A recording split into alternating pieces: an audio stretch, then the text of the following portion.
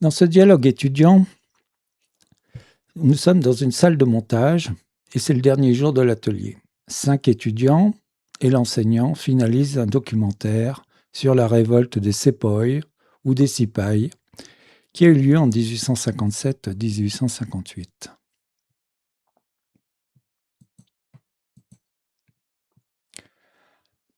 Alex, l'enseignant. Avant de finaliser le montage, prenons un moment pour la séquence sur la mémoire divisée du conflit. Comment traduire visuellement ces récits contradictoires? Léa, l'étudiante. Les archives britanniques parlent de mutinerie. Les sources indiennes de première guerre d'indépendance. Notre graphique comparant les bilans humains des deux côtés objective cette asymétrie mémorielle.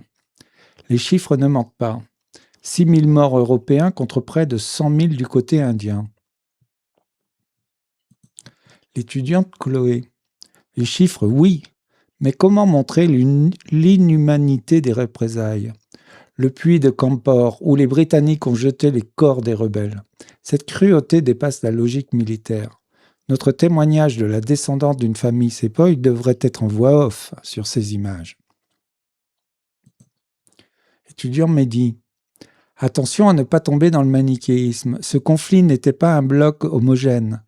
Des princes indiens ont soutenu les Britanniques. Certains Sepoys se sont battus pour préserver des privilèges de caste. Notre carte interactive des alliances variables le montre bien. Samuel.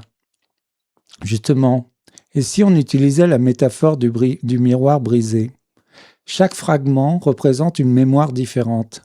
La scène où l'on superpose le discours de la reine Victoria en 1858 et les chants folkloriques de révolte.